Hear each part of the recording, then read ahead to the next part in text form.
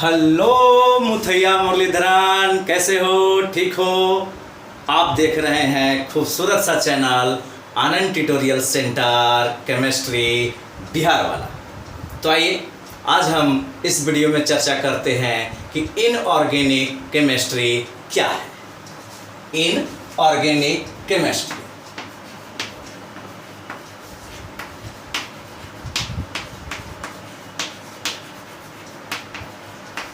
अकार्बनिक रसायन शास्त्र। अकार्बनिक रसायन शास्त्र। इनऑर्गेनिक केमिस्ट्री क्या है? इनऑर्गेनिक केमिस्ट्री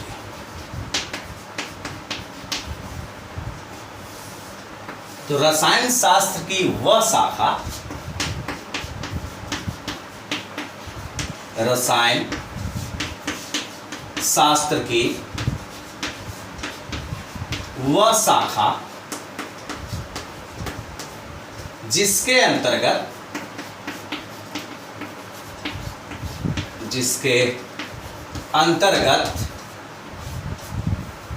सभी तत्व एवं सभी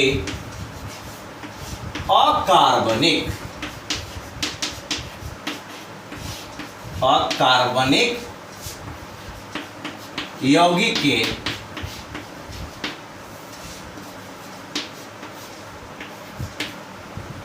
प्रकृति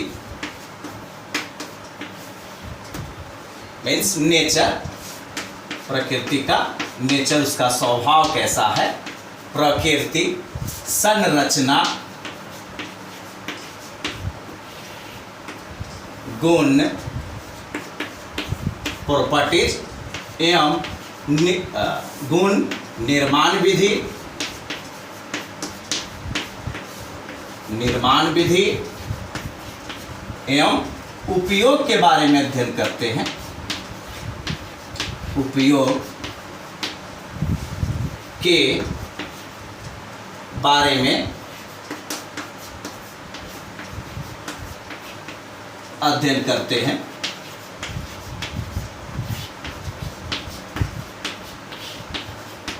उसे इनऑर्गेनिक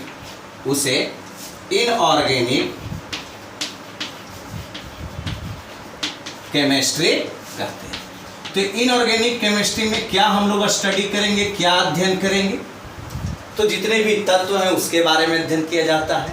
और अकार्बनिक यौगिक, हाँ याद करो, कार्बनिक यौगिक क्या था, ऑर्गेनिक कंपाउंड क्या था? तो ऑर्गेनिक कंपाउंड जो होता है कार्बन और हाइड्रोजन के अलावा अन्य तत्व, जैसे था आपका, याद करो, ऑक्सीजन, नाइट्रोजन, सल्फर लगा हो, तो उस तरह के कंपाउंड को हम लोग क्या कहते हैं? कार्बनिक यौगिक। और कार्बनिक यौगिक को छोड़कर जितने भी कंपाउंड होंगे वो कहलाएगा अकार्बनिक यौगिक। तो अकार्बनिक यौगिक के हम प्रकृति के बारे में अध्ययन करते हैं, उसकी संरचना क्या है, उसका स्ट्रक्चर क्या है, उसकी प्रॉपर्टीज क्या है, उसको बनाया कैसे जाता है, निर्माण विधि, बनाया कैसे जाता है, और उसका हम यूज कहाँ करते हैं। तो ये सब बातों जो अध्ययन कीजिएगा वही शाखा, वही ब्रांच क्या कहलाता है? इनऑर्गेनिक केमिस्ट्री कहलाता है। तो यहाँ पर एक शब्द आया आपका अकार्बनिक यौगिक। तो अकार्बनिक यौगिक किसको कहेंगे? तो कार्बनिक यौगिक को छोड़कर सभी यौगिक को हम लोग क्या कहते हैं? अकार्बनिक यौगिक। इसका भी डिफिनेशन देख लिया जाए।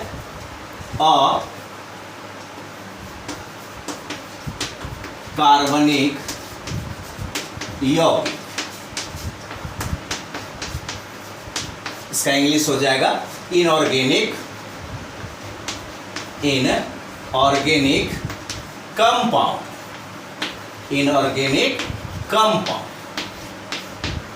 तो अकार्बनिक यौगिक क्या है?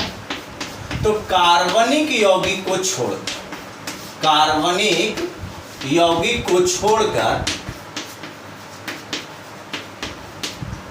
छोड़कर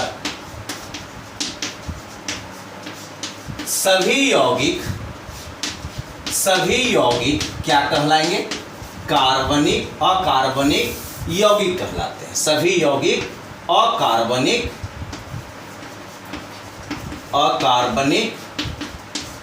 यौगिक कंपाउंड कहलाता है।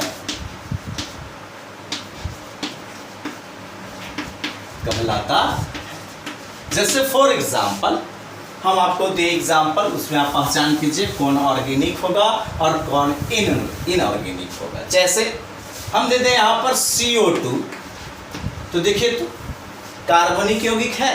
कार्बनिक यौगिक की क्या पहचान है कि कार्बन और हाइड्रोजन तो रहेंगे ही रहेंगे। इसके अलावा यदि अन्य तत्व जैसे ऑक्सीजन आ जाए, नाइट्रोजन आ जाए, सल्फर आ जाए, तो हम बोलेंगे कि वह मेरा ऑर्गेनिक कंपाउंड है। ठीक है, जैसे CO2 इसमें कार्बन है परंतु हाइड्रोजन नहीं है, तो इस तरह के कंपाउंड को हम क्या बोलेंगे? Inorganic compound. जैसे H2 हाइड्रोजन तो है मगर इसमें कार्बन नहीं है, तो ये किसके श्रेणी में आ जाएगा? इनऑर्गेनिक कंपाउंड के अंतर्गत में आ जाएगा। या हम दे दे CH4, तो यह मेरा अकार्बनिक की श्रेणी में आएगा, इनऑर्गेनिक कंपाउंड कहलाएगा नहीं, क्योंकि इसमें कार्बन भी है और हाइड्रोजन भी है, तो यह मेरा ऑर्गेनिक कंपाउंड इसके अंतर्गत में नहीं। तो इस तरह के यौगिक के जो हम नेचर के बारे में पढ़ेंगे, है ना, उसकी स्ट्रक्चर क्या है, उसका प्रॉपर्टीज क्या है, उसका प्रिपरेशन क्या है, कैसे बनाया जाता है और इसका उपयोग हम लोग कहाँ करते हैं, तो ये सारे चीज़ को जो अध्ययन कीजिएगा तो वह शास्त्र, वह शाखा क्या कहलाती है? इनऑर्गेनिक केमिस्ट्री कहलाती है। तो अब सवाल है कि इनऑर्गेनिक केमिस्ट्री में हमको ऑर्गेनिक कंपाउंड के कौन कौन से गुण की यहाँ व्याख्या हो, एक हम सारांश तैयार करते हैं और प्रत्येक चैप्टर यानी कि 12 के में जितने भी चैप्टर हैं इनऑर्गेनिक केमिस्ट्री का, वो प्रत्येक चैप्टर में जनरली जो पूछे जाते हैं या उसमें जो वर्णन किया गया है, एक्सप्लेन किया गया है, उसकी हम चर्चा करते हैं। तो उसकी चर्चा करने के पहले इसका हम लोग देख लेते हैं कि इनऑर्गेनिक केमिस्ट्री का सिलेबस क्या है ना, क्या क्या हम लोग को पढ़ना है। बताइए, सिलेबस ऑफ इनऑर्गेनिक केमिस्ट्री।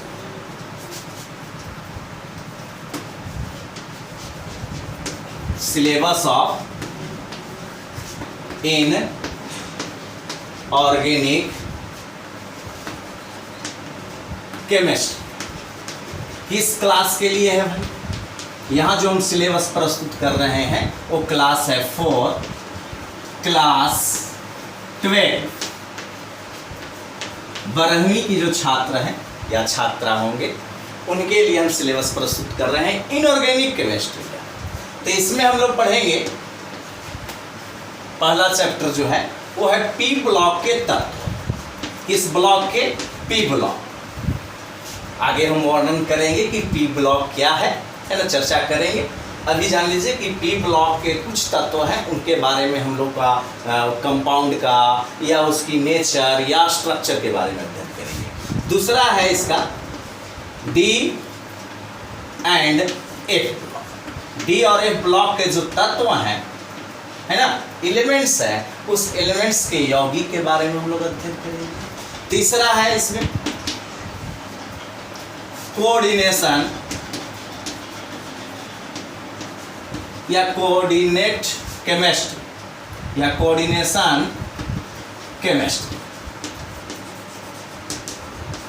या इसका दूसरा हम नाम दे सकते हैं कॉम्प्लेक्स कंपाउंड का जो अध्ययन करते हैं। कॉम्प्लेक्स कंपाउंड, जटिल यौगिक के बारे में जो अध्ययन करेंगे वह रसायन शास्त्र क्या कहलाता है? कोऑर्डिनेशन केमिस्ट्री कहलाता है, या कोऑर्डिनेट केमिस्ट्री भी कर सकते हैं, समन्वय रसायन शास्त्र कहते हैं। और तीसरा चीज, चौथा चीज है इसमें मेटलर्जी। मेटलर्जी धातु कर्म, यानी कि शुद्ध धातु प्राप्त करने के लिए जो प्रोसेस अपनाई जाती है उसी को कहा जाता है मेटलर्जी। क्योंकि धातु जो जिस अवस्था में मिलते हैं वो अशुद्धियाँ के रूप में मिलती है और अशुद्धियाँ से मेटल प्राप्त करने का जो प्रोसेस है वो प्रोसेस कहलाता है मेटलर्जी। तो इनऑर्गेनिक केमिस्ट्री में यही आपका 4 टॉपिक है जो आप लोग को अध्ययन करना है। पी ब्लॉक के तत्व, डी और एफ ब्लॉक के तत्व, उसके बाद कोऑर्डिनेशन केमिस्ट्री या इसको हम कह सकते हैं कॉम्प्लेक्स केमिस्ट्री भी कह सकते हैं, और चौथा है मेटलर्जी। इसका हिंदी हो जाएगा समन्वयन रसायन शास्त्र। ठीक है, अभी हम फिलहाल चर्चा करते हैं पी ब्लॉक और डी ब्लॉक में जो हम तत्वों के बारे में पढ़ेंगे या उनके कंपाउंड के बारे में पढ़ेंगे, तो उनके कंपाउंड को क्या क्या हम लोग एक्सप्लेन करेंगे, क्या चीज़ हम उससे जानकारी प्राप्त होगी। ठीक है, तो वो आइए चर्चा करते हैं। पी ब्लॉक और डी ब्लॉक के तत्वों में के जो हमारा जानकारी जो प्राप्त करना है, वो क्या क्या हम लोग उससे जानकारी प्राप्त करते हैं, वो चीज़ की चर्चा करते हैं। पी ब्लॉक या आप कहिए डी एंड एफ ब्लॉक। ठीक है, जितने भी इसमें चैप्टर होंगे उस चैप्टर में हमको क्या क्या अध्ययन करना है, तो जान लीजिए सबसे पहले जो अध्ययन करेंगे हम लोग प्रत्येक चैप्टर में, जितने भी 12th क्लास का जो चैप्टर है इनऑर्गेनिक केमिस्ट्री का, उस इनऑर्गेनिक केमिस्ट्री में हम लोग क्या क्या अध्ययन करेंगे वो पहले हम लोग देख लेते हैं कि क्या हमको अध्ययन करना है। पहला है general properties. General properties Hindi हो जाएगा सामान्य गुण। ठीक है, उसके बाद इसमें हम लोग अध्ययन करते हैं फिजिकल प्रॉपर्टीज। फिजिकल प्रॉपर्टीज, और हम लोग अध्ययन करते हैं केमिकल प्रॉपर्टीज। केमिकल प्रॉपर्टीज, और लास्ट हम लोग अध्ययन इसका करेंगे यूजेज, इसका उपयोग क्या है। यानी पी ब्लॉक और डी ब्लॉक से संबंधित जो एलिमेंट है और उस एलिमेंट से बनने वाला जो कंपाउंड होगा, यौगिक होगा, उस यौगिक के बारे में हम लोग क्या क्या अध्ययन करेंगे। ठीक है, उसका एक टेबल हम तैयार कर दिए, तो उसमें हम लोग अध्ययन करते हैं जनरल प्रॉपर्टीज, सामान्य गुण के बारे में। फिर है फिजिकल प्रॉपर्टीज यानी भौतिक गुण के बारे में अध्ययन करते हैं, भौतिक गुण के बारे में अध्ययन करते हैं। नेक्स्ट है केमिकल प्रॉपर्टीज, रासायनिक गुण, रासायनिक गुण। और फिर क्या अध्ययन करेंगे हम उसका कि यूज क्या है, यानी कि उपयोग के बारे में। तो आप समझिए कि जनरल प्रॉपर्टीज में हम लोग क्या क्या अध्ययन करेंगे। जनरल प्रॉपर्टीज में हम लोग क्या अध्ययन करते हैं, तो ये तो कन्फर्म पे अध्ययन क्या करना है, पी ब्लॉक, डी और एफ ब्लॉक के जो तत्व हैं, तत्व के जो यौगिक होंगे उसका हम लोग जनरल प्रॉपर्टीज यानी सामान्य गुण। तो सामान्य गुण में क्या क्या अध्ययन करेंगे ये जरा देख लिया जाए। तो सामान्य गुण में हम लोग जो अध्ययन करते हैं, स्टडी जो करेंगे हम लोग, वो स्टडी करेंगे पहला एटॉमिक साइज।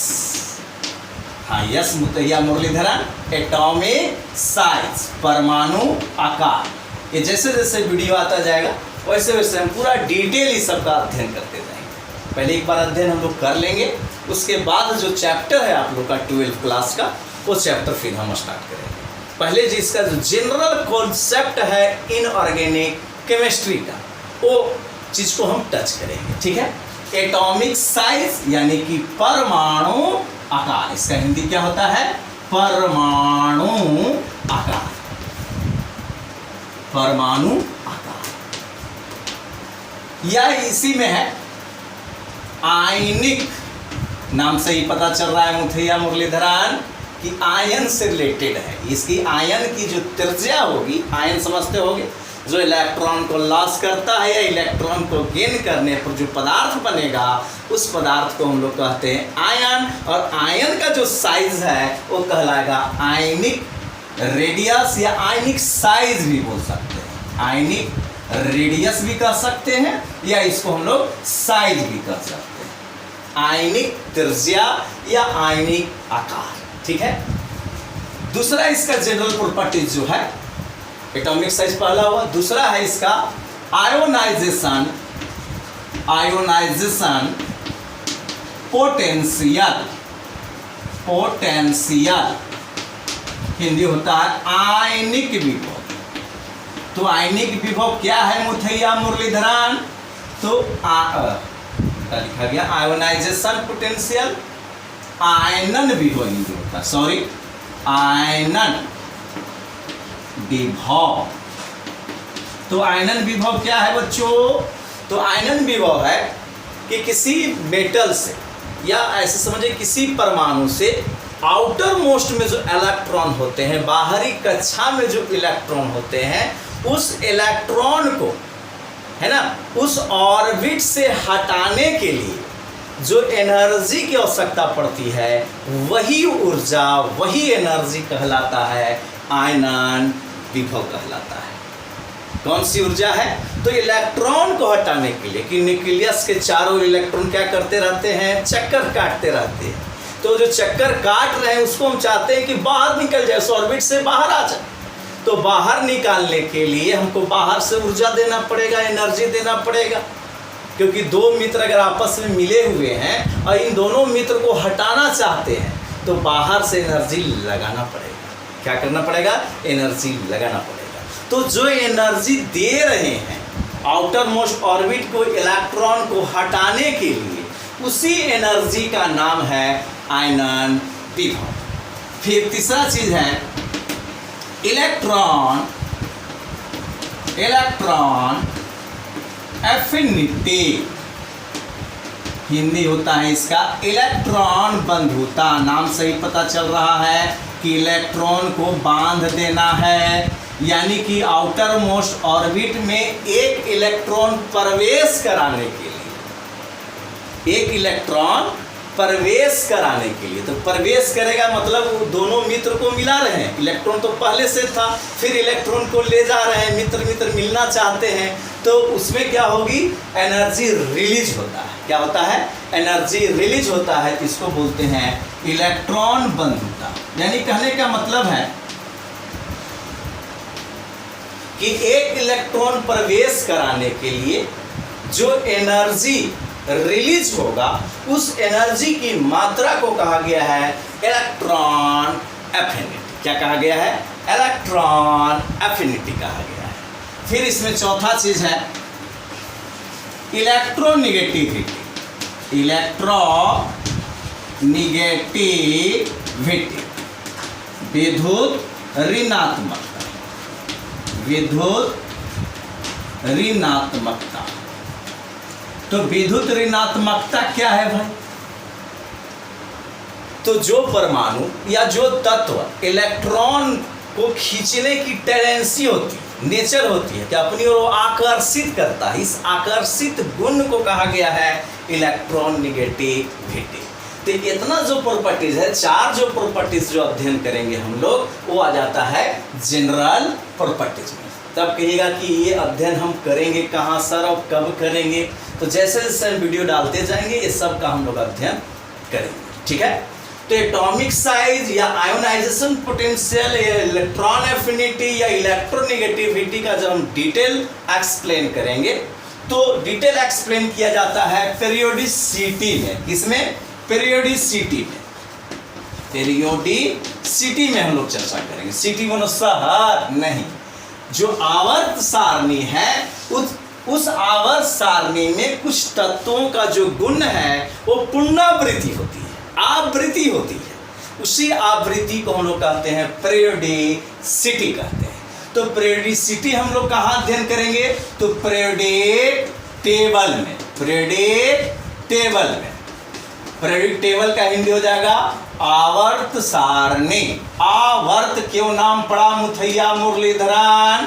तो इसकी चर्चा हम करेंगे नेक्स्ट वीडियो में कि आवर्त सारणी क्यों नाम पड़ा। ऐसे थोड़ी सी हम चर्चा करते हैं कि उसमें जो तत्वों को जो सजाया गया है ना, परमाणु संख्या एटॉमिक नंबर के आधार पर सजाया गया है। तो उस टेबल में देखा जाता है कि कुछ तत्वों का जो गुण है किसी अन्य तत्व के गुण से मिलता जुलता है, यानी कि किसी खास टाइम ट्रेवल के बाद उसका गुण उससे मिल रहा है, इंटरवल हो रहा है, यानी कि पुनरावृत्ति हो रही है ना। तो इसीलिए इसका नाम पड़ा है आवर्त सारणी, और इसे डिटेल में हम लोग चर्चा करेंगे। तो हम लोग प्रेडिक्ट टेबल में पढ़ेंगे ये सब सारा चीज, atomic size, ionization potential, electron affinity और इलेक्ट्रोनेगेटिविटी। ठीक है, इसके बाद था फिजिकल प्रॉपर्टीज। तो फिजिकल प्रॉपर्टीज में हम कौन कौन सा गुण का अध्ययन करेंगे? Physical properties. दूसरा है फिजिकल प्रॉपर्टीज, फिजिकल प्रॉपर्टीज यानी इसका हिंदी हो जाएगा भौतिक गुण। तो भौतिक गुण देखना तो है तत्व का और यौगिक का ही, तो उसका कौन कौन सा भौतिक गुण देखेंगे? तो पहला इसमें हम चर्चा करेंगे कि वो जो यौगिक है या वो जो तत्व है उसका रंग कैसा है, और वह गंध वाला है कि गंधहीन वाला है।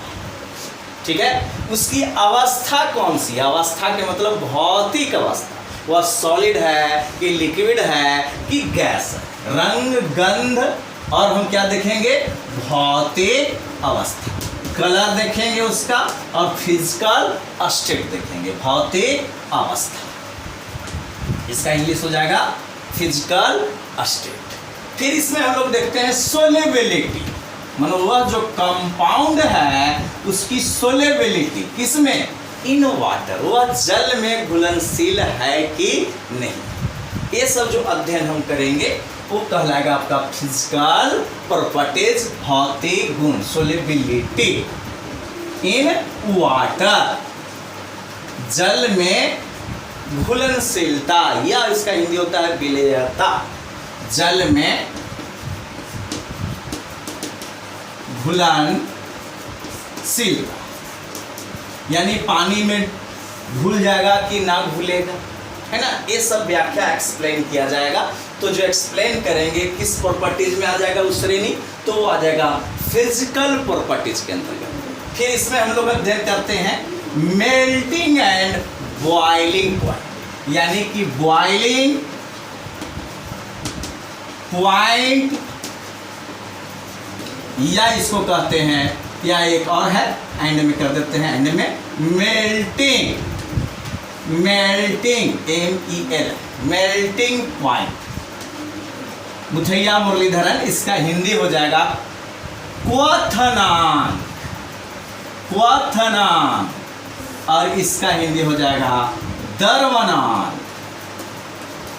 तो आप पूछ रहे होंगे या सोच रहे होंगे कि ये है क्या, ये क्या लिख दे रहे हैं?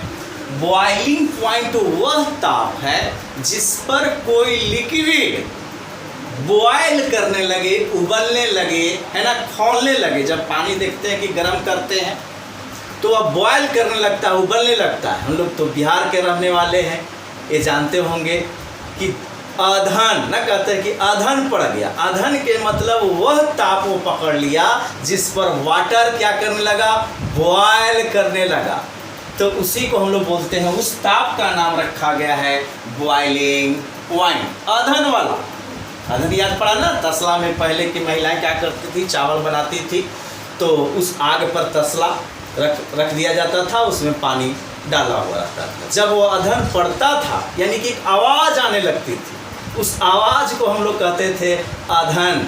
तो एक टेम्परेचर मिलता था, उस टेम्परेचर पर वाटर क्या करने लगता था? बॉयल करने लगता था। तब हमारे घर की जो माता बहनें हैं उसमें चावल डालती थी तो चावल पक जाता था।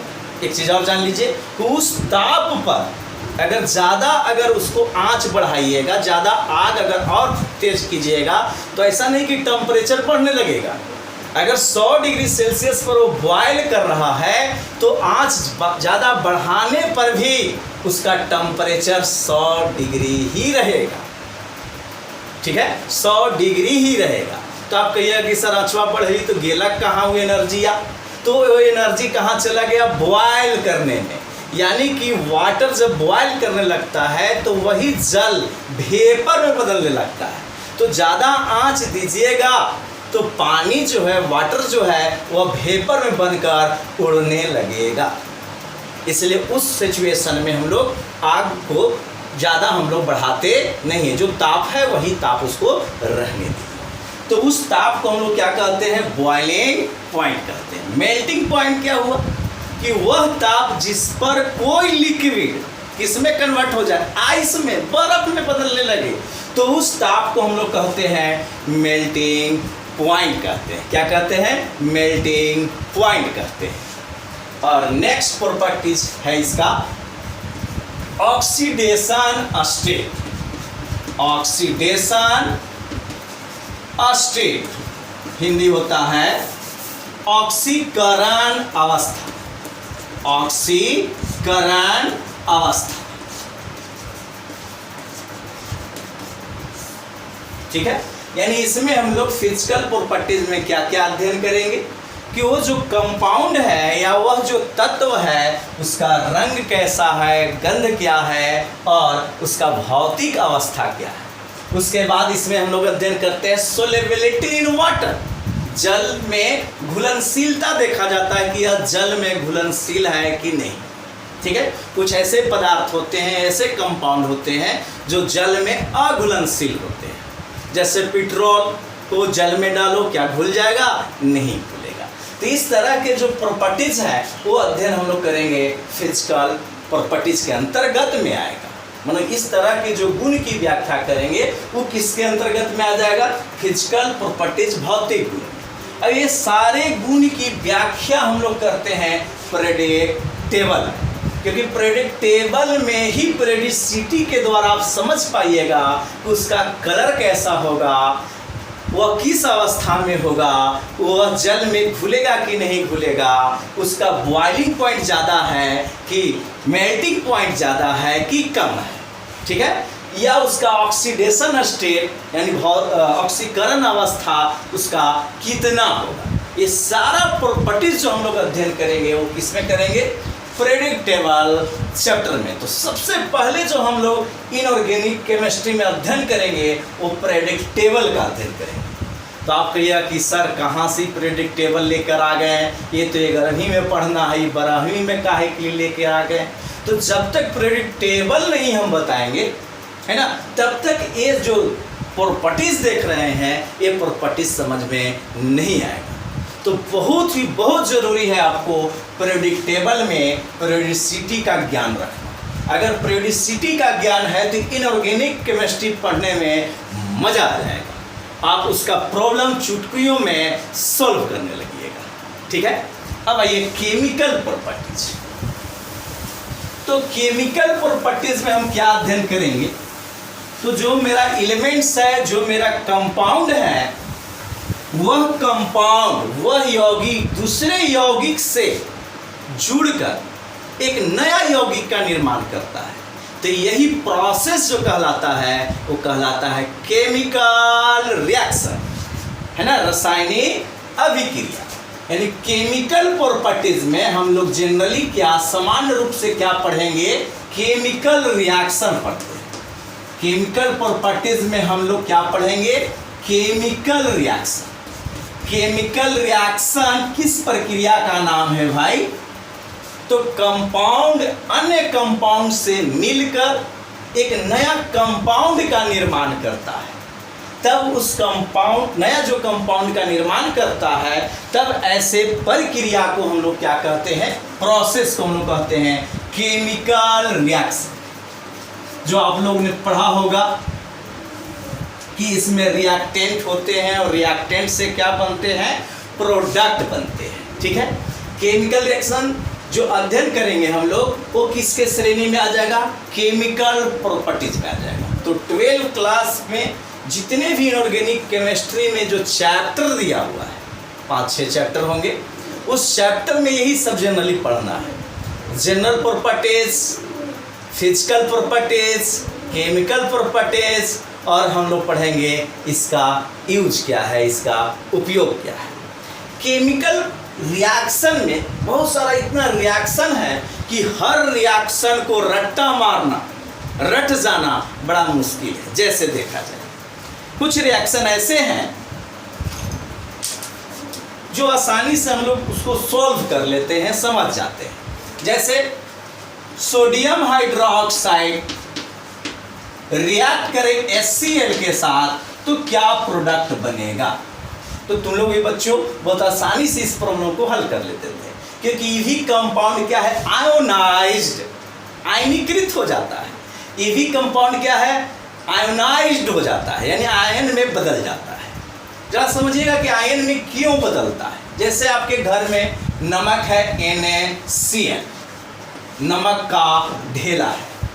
इस ढेला को, इस टुकड़ा को यदि हम जल में डाल देते हैं तो यही टुकड़ा यानी यही NaCl आयनीकृत हो जाता है Na+ में और Cl- में कन्वर्ट हो जाता है।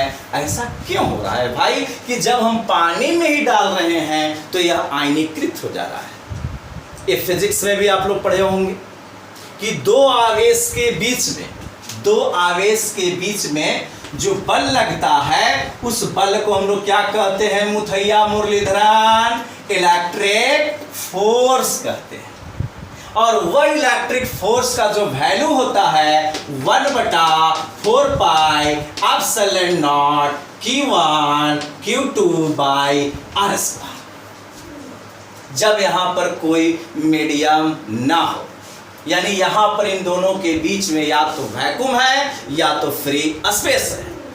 यदि यहां पर कोई मीडियम आ जाए, मीडियम बोले तो पदार्थ, अगर यहां पर अगर पदार्थ उपलब्ध हो जाए तब इलेक्ट्रिक फोर्स जो होता है वह इलेक्ट्रिक फोर्स का फार्मूला हो जाता था मीडियम के लिए 1/4 pi epsilon not epsilon r गुने Q1 Q2/r²। यानी कि अब जो इलेक्ट्रिक फोर्स लगेगा इन दोनों पर वह इलेक्ट्रिक फोर्स पहले के अपेक्षा कम हो जाएगा। इन दोनों के बीच में जो प्यार है, मोहब्बत है, वो तीसरा को आने से, दो लोग अगर मोहब्बत करते हैं और तीसरा का अगर एंट्री हो जाता है तो दोनों का प्यार में कमी होने लगता है। उसी तरह से यहाँ भी इन दोनों के बीच में लगने वाला जो बल था जब कोई मीडियम नहीं थी तब था 1/4 pi epsilon not Q1 Q2/r²। जब इसमें हम मीडियम डाल देंगे, कोई पदार्थ डाल देंगे, पदार्थ रहेगा, तब इसका इलेक्ट्रिक फोर्स का वैल्यू हो जाएगा 1/4 pi epsilon not epsilon r Q1 Q2/r²। यानी कि इलेक्ट्रिक फोर्स क्या हो जाएगा, पहले की अपेक्षा रिड्यूस कर जाएगा, घट जाएगा। उसी तरह NaCl आयनिक कंपाउंड है। कौन सा कंपाउंड है मुथैया मुरलीधरन? आयनिक कंपाउंड। आयनिक कंपाउंड में एक जो तत्व होते हैं इलेक्ट्रॉन को लॉस करते हैं, एक तत्व गेन करते हैं, यानी कि यह दोनों एक दूसरे से जुड़ा हुआ है तो इलेक्ट्रिक फोर्स से जुड़ा हुआ है, इलेक्ट्रिक फोर्स से जुड़ा हुआ है। विद्युत बल से सोडियम और क्लोरीन के एटम क्या हैं, बंधे हुए, ठीक है। और अभी यह सॉलिड स्टेट में है, यानी कि अभी यह हवा में रखा हुआ है। अब हवा से हम किस में डाल रहे हैं, पानी में, जल में डाल रहे हैं, वाटर में डाल रहे हैं, तो मीडियम आ गया ना। मीडियम कौन सा आ गया, वाटर। और वाटर का एप्सिलॉन r का वैल्यू 81 होता है। अब 81 से इसको हमको डिवाइड करना होगा। मान लो कि पहले जब हवा में था तो इतना बल लग रहा था इन दोनों के बीच में, इन दोनों के बीच में प्यार कितना था, तो इतना था। जब पानी में डाल देंगे तो 81 से इसको भाग देना पड़ेगा। जब 81 से भाग दीजिएगा तो अब प्यार पहले की अपेक्षा घट जाएगा और NaCl के बीच में इलेक्ट्रिक फोर्स कमजोर होगा। तो कमजोर होने पर Na+ और Cl- का निर्माण हो जाएगा, यानी कि क्या हो गया, आयनीकृत हो गया। इसलिए नमक को अगर जल में डालते हैं तो जल में वो क्या हो जाएगा, आयोनाइज्ड हो जाता है, आयनीकृत हो जाता है। उसका कारण यही, क्योंकि मीडियम हम बदल दिए और मीडियम अगर चेंज कर रहे हैं तो उसका जो इलेक्ट्रिक फोर्स है वो रिड्यूस कर जाएगा, ठीक है। तो यहाँ देखिए सोडियम हाइड्रोक्साइड और HCl ये आसानी से आयनीकृत हो जाते हैं। तो अगर आसानी से आयनीकृत होंगे कि प्लस में माइनस में, ये भी प्लस में माइनस, प्लस क्या करेगा, माइनसवा को अपनी ओर खींचेगा, यानी बनाएगा NaCl plus H2O। H plus और OH मिलकर क्या बन जाएगा, वाटर। ठीक है, जैसे और देख लिया जाए, NH4Cl प्लस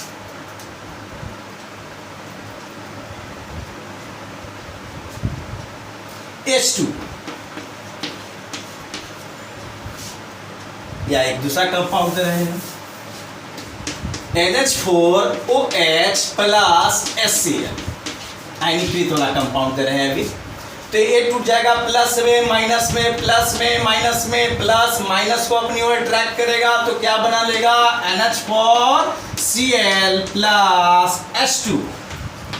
तो ये तो आयनीकृत हो जा रहे हैं, तो आसानी से हम प्रोडक्ट का निर्माण कर ले रहे हैं।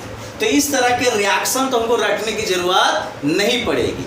मगर मेरा सवाल है कि सोडियम हाइड्रोक्साइड को अगर रिएक्ट करा दिया जाए CO2 के साथ तो क्या बनेगा। अब हो गए आप लोग तुरुरु। अब समझ, अब क्या करना पड़ता है, रट्टा मारना पड़ता है। अब ये रिएक्शन याद है तभी आप प्रोडक्ट को लिख पाते हैं। तो अब सवाल है कि इस तरह का अगर रिएक्शन को कैसे समझे कि क्या प्रोडक्ट बनेगा। तो कुछ ऐसा हम टेक्निक बताएंगे, ऐसा कुछ लॉजिक देंगे जो आसानी से इसको भी आप सोल्व कर पाइएगा, रट्टा मारने की जरूरत नहीं पड़ेगा। जैसे देखिए, यहाँ देख रहे हैं कि ये आयनीकृत था, ये भी आयनीकृत था, तो आसानी से हम आयन एक्सचेंज कर लिए। यानी यह विधि जो कहलाता है, यह जो मेथड कहलाता है, इस तरह के जो रिएक्शन का टाइप जो देख रहे हैं, रिएक्शन का एक टाइप ही है।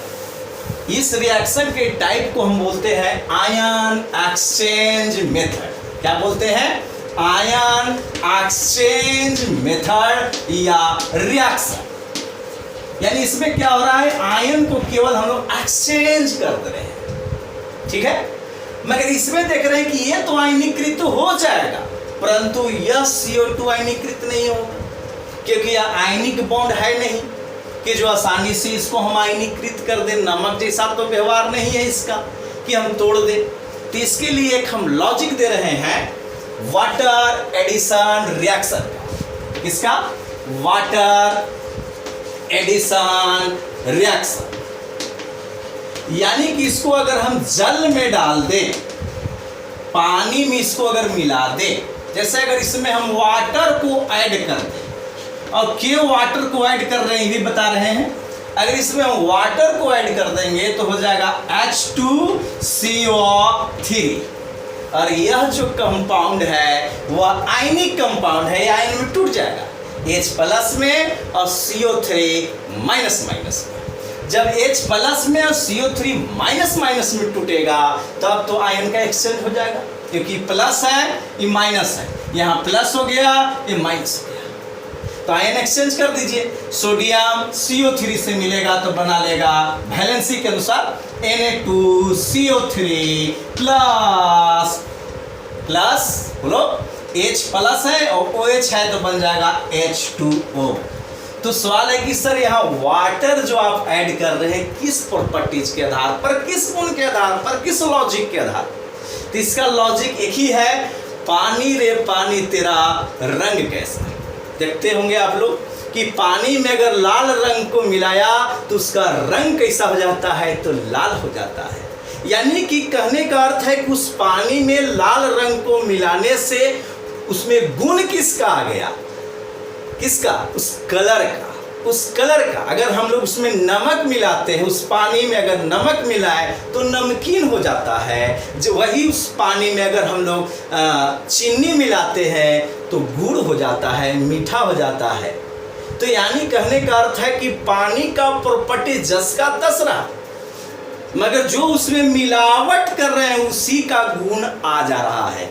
जैसे हम जल में क्या मिला रहे हैं, CO2 मिला रहे हैं, तो बन क्या गया H2CO3। तो एकरा में गुणवा केकर होगा, CO2 का, क्योंकि पानी में जो चीज मिलाते हैं वही गुण उसमें आ जाता है। पानी रे पानी तेरा रंग कैसा है कि नहीं, कि जो हम रंग मिलाते हैं वही रंग उसका हो जाता है। तो यहां भी वही चीज है, इस वाटर में अगर हम CO2 मिलाएंगे तो गुण किसका रह जाएगा? CO2 का। इसका मतलब है कि रिएक्शन तुम इससे कराओ चाहे तुम H2CO3 से कराओ, बात बराबर है। मगर यहाँ इसे ऐड करने से हमको थोड़ा सा दिमाग क्रिएट हो जा रहा है, क्यों हो, ये तो आयनिक कंपाउंड आ गया, इसको आयन में तोड़कर आयन एक्सचेंज रिएक्शन या आयन एक्सचेंज मेथड अपना लेंगे। जैसे पोटासियम हाइड्रोक्साइड को हम रिएक्ट करें SO3 के साथ, तो इसको रट्टा मारना बड़ा कठिन है। अगर मान लो कि रटे हुए है तब तो कंपाउंड दर्शा देगा, मगर रटे हुए नहीं है वो तो बड़ा टेंशन है। तो इसके लिए क्या कीजिए कि अगर इसको हम पानी को ऐड करेंगे तो गुणवा किसका रह जाएगा? इसका। तो पानी का ऐड करो, H2O जोड़ दो, इसमें H2O को जोड़ेंगे तो हो जाएगा H2SO4 सल्फ्यूरिक एसिड। इसमें गुण किसका है? जल का। गुण किसका है? SO3 का, क्योंकि जो चीज उसमें मिलावट करते हैं, पानी में जो मिलाते हैं उसी का गुण आ जाता है। तो अब तो आयन एक्सचेंज आसानी से कर सकते हो, क्योंकि आयनीकृत हो जाता है H+ में और SO4 माइनस में। तो क्या बन जाएगा? यहां बन जाएगा K2SO4 प्लस वाटर जैसे था वैसे रह गया। ठीक है, तो इस तरह का हम इनऑर्गेनिक रिएक्शन जो है उसका हम एक लॉजिक देंगे जो आपको रट्टा मारने की आवश्यकता नहीं पड़ेगा। तो नेक्स्ट वीडियो को देखने के लिए लाइक, कमेंट और सब्सक्राइब करना नहीं भूलिए।